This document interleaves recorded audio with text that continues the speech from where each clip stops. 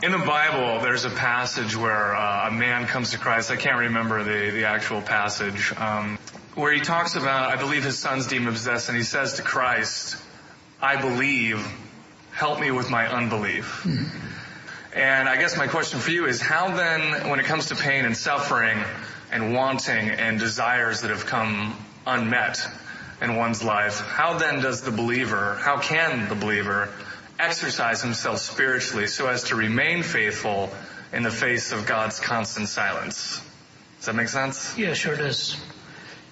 I hope my answer does too. It's a profound question, and it comes in different forms at different stages of the Scripture. The Apostle Paul, who was probably the most dramatically converted within the New Testament and then ended up writing a third of the New Testament, he was a Hebrew by birth, a citizen of Rome, studied in a Greek city. He knew his culture through and through.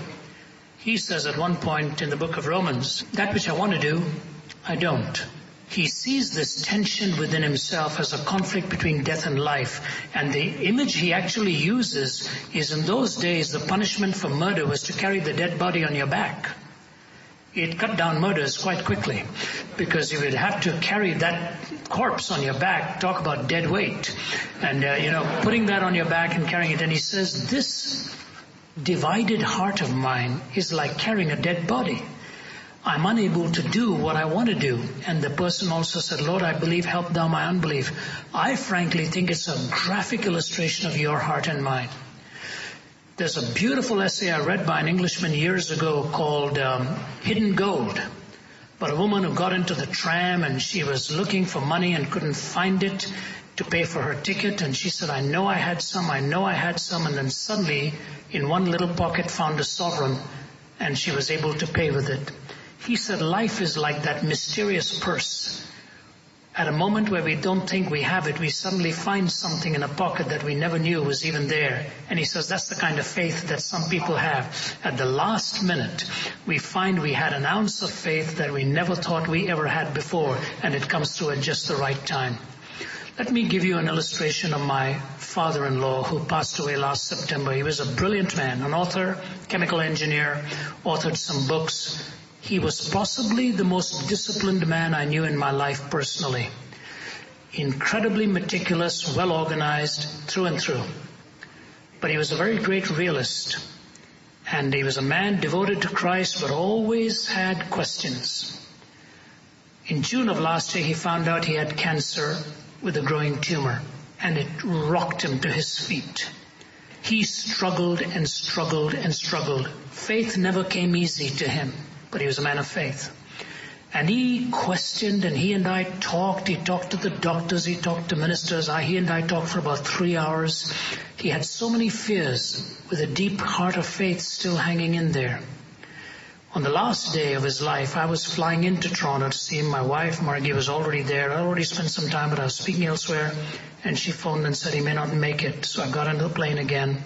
He had his daughters standing around him. He'd been married for 63 years. Gradually, the hallucination type thing began and so on. He started to rip his clothes off. My wife said it's a pathetic thing to see a man of such dignity. But then there was a calmness that came upon him. He sat up in bed, put his arms out towards his wife. There was no sound in his voice left. He just lipped the words, I love you. 63 years of married life. He said, I love you. He put his head back on his pillow, and he looked to the ceiling, and this was the last word he uttered. Amazing. Amazing. And he was gone. I don't know what exactly was going on, but I strongly suggest a man who struggled with his faith was given the last affirmation that what awaited him was more amazing than what he had ever imagined. Don't despair when you struggle with your questions, but like C.S. Lewis says, you don't take 10 steps back, you take 1 step back to deal with that issue. I think I could not be an atheist. I don't have that much of faith. It takes too much to disbelieve. I just cannot, and I'm not being funny, I'm being very serious. Because sometimes you think it might relieve you of an awful lot, but it doesn't. It brings a baggage all its own that you cannot explain and understand. So yes, you will struggle.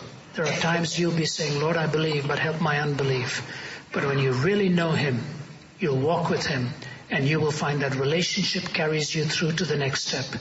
When the answer was not propositional, the relationship carried you through. I read the greatest sermon ever preached on the prodigal son by a Scotsman. I think it's the greatest sermon on the prodigal son. It had 3 points.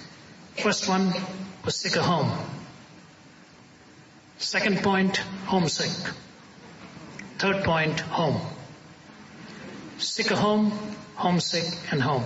When you wander into the terrain of doubt, there are no answers in there either.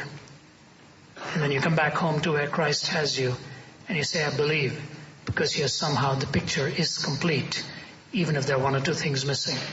For the Christian, joy is fundamental, sorrow is peripheral. Because the fundamental questions are answered, the peripheral ones are not. For the unbelieving person, sorrow is central and joy is peripheral. Because the fundamental questions are unanswered, only some peripheral ones are answered. So the joy is peripheral, sorrow is fundamental for the unbeliever. Here, he says, I believe, help my unbelief. I think the fundamental ones are answered, the peripheral ones not.